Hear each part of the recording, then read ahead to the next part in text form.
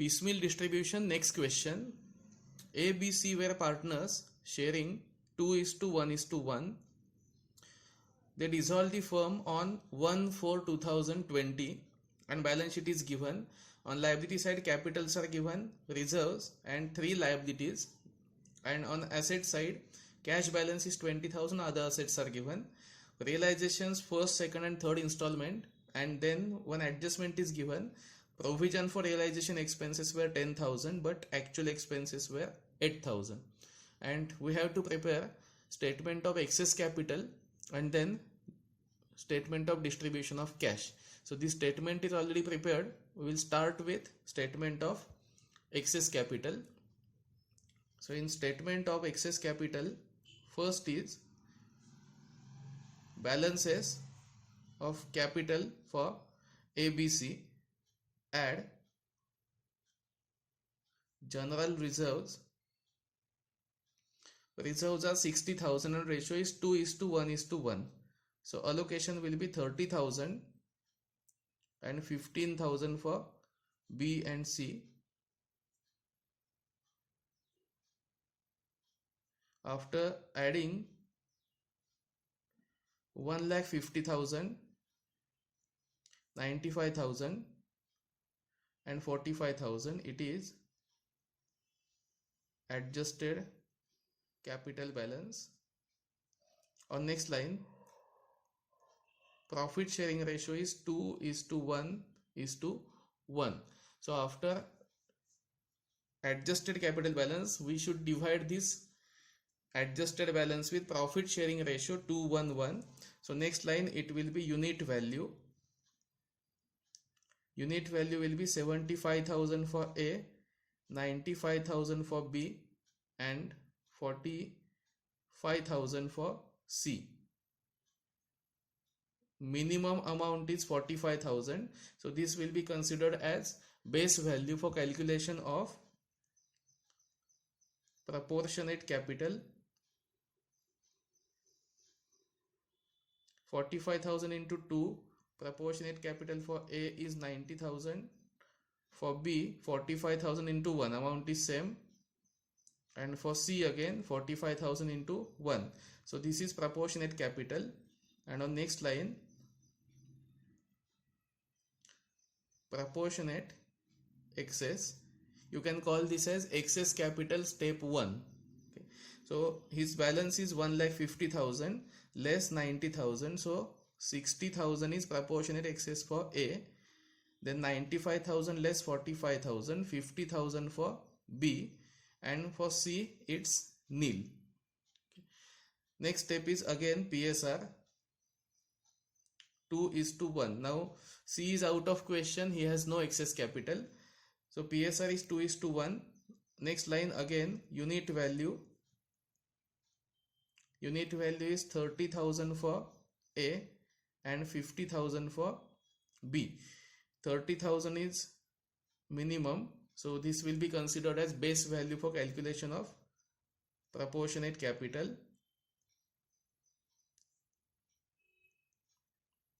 30,000 into 2 equal to 60,000 and 30,000 into 1 is equal to 30,000.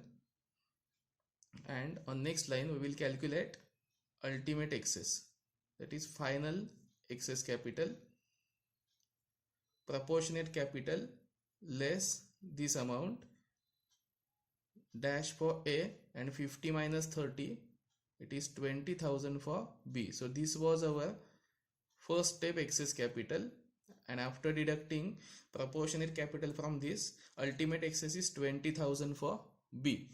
So after calculating this ultimate excess, stepwise our first payment will be for B, rupees 20,000. Second payment will be for A and B. A rupees 60,000 and B rupees 30,000.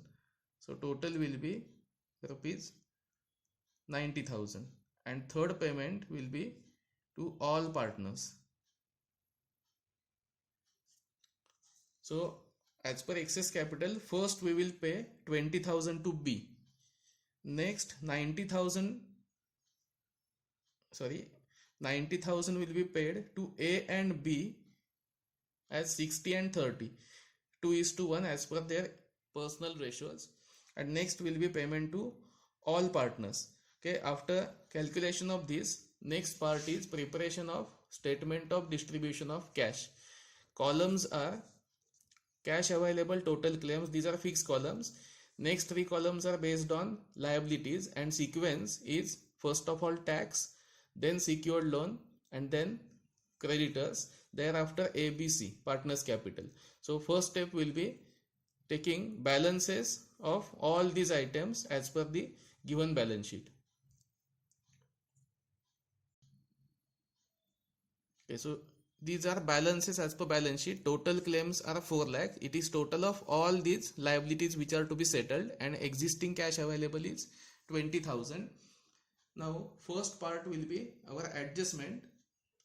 10,000 is provision for expenses. So out of available cash less provision for expenses, we will keep aside rupees 10,000.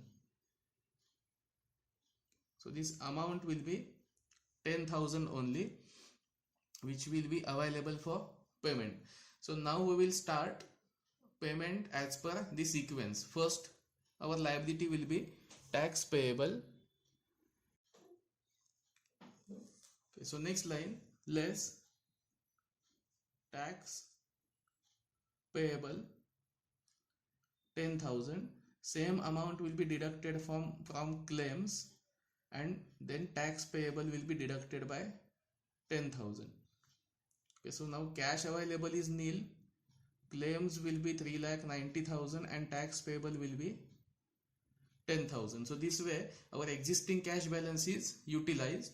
So now we will take first installment. First installment amount is 90,000. Out of 90,000, tax payable is pending rupees 10,000. So first settled liability towards tax 10,000.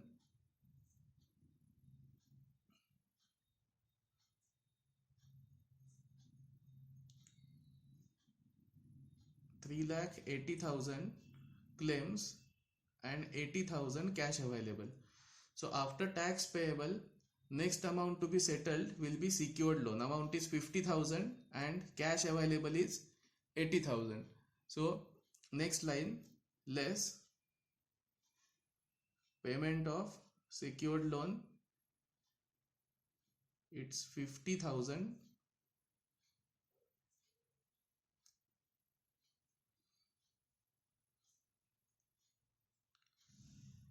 Now secured loan is also settled. Total claims will be 3,30,000 and 30,000 will be cash available. So after payment of secured loan, then creditors 40,000 is due, but existing cash is 30,000. So we will pay partially to creditors.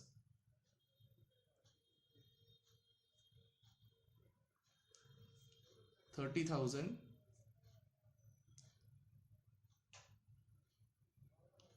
Creditors balance will be 10,000. Cash nil, and claims will be now 3 lakh. So first installment is complete, from which two liabilities are settled and creditors are still pending rupees 10,000. Now we will take second installment. Second installment is 1,30,000 less paid to creditors. Creditors balance is 10,000 unpaid. 10,000 will be paid first, balance nil. 2,90,000 will be total claims, and 1,20,000 will be cash available. So after payment of creditors, all outside liabilities are settled. Now we will have to pay for capital balances of A, B and C. These balances are taken as per the adjusted capital balances. So these are final dues which are payable to the partners. So while making payment towards final dues, we have already defined that first payment is for B, rupees 20,000 as per the excess capital. This is written separately. So first of all we will pay to B rupees 20,000 out of available cash. So first payment will be less paid to B rupees 20,000. We'll deduct this from only B's column. 75,000 will be his balance.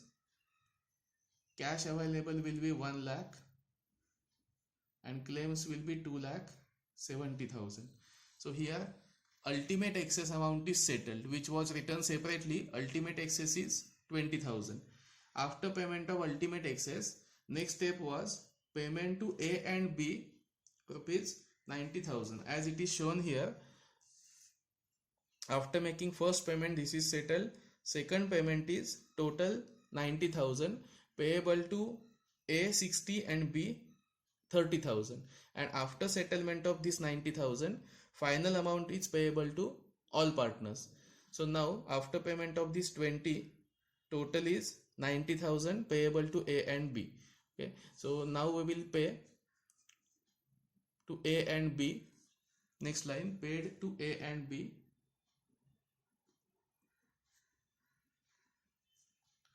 rupees 90,000, of which 60,000 will be paid to A and 30,000 will be paid to B. So now cash available will be 10,000. 1,80,000 is total claims. A's balance will be 90,000, B 45,000. Okay, so after payment of ultimate excess, hereafter all cash available will be paid to all partners A, B and C. So now final payment will be allocated among all the partners in their ratio 2:1:1. Currently 10,000 is available, so we will write paid to A, B and C, that is to all partners 10,000, and a ratio is 2:1:1.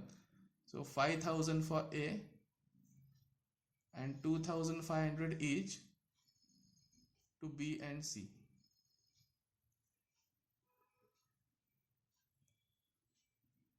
So 42,500 for B and C and 85,000 for A.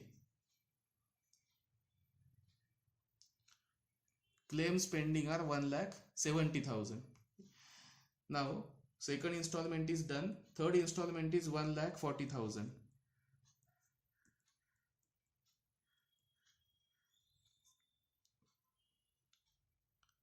Okay, third installment is 1,40,000, and our adjustment states that provision for realization expenses were 10,000, but actual expenses amounted to 8,000. So this 10,000 was provision for expenses which were kept aside, but actual expenses were only 8,000. So 2,000 can be allocated for payment to partners. So next line, add excess provision rupees 2,000. 1,42,000 will be available for payment. So this will be paid to all partners.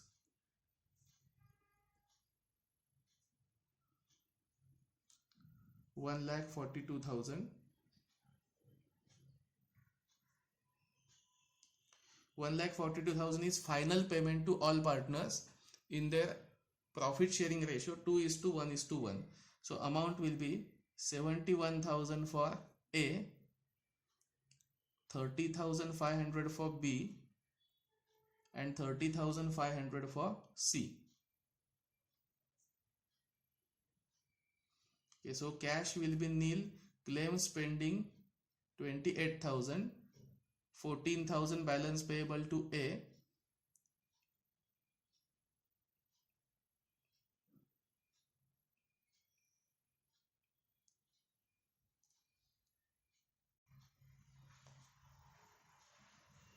There is a slight correction. This allocation will be 71,000, then 35,500. चुकून मी 3500 घेतलं होतं, 35,500 येईल allocation. 142 allocation 211, 35,500 असं दोघांना येईल. So 42,500 minus 35,500, it will be 7,000. Again 7,000 for C. So this amount 28,000, which is final pending amount as per total claims, this cannot be settled by the firm because all installment amount is completely paid, existing cash is paid, and now there is no further cash available. So this amount is called as loss on realization. This loss will be automatically shared among the partners in the ratio 2:1:1, which was their profit sharing ratio. So in this question, only new adjustment was provision for realization expenses, and if reserves are given, reserves must be allocated among the partners as per their profit sharing ratio. So final loss on realization is 28,000.